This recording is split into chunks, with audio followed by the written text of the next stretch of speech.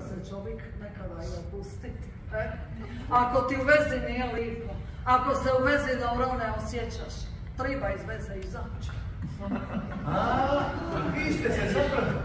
Vi ste se zapravo rugali njoj kako biste ponizili njega, Lorenza.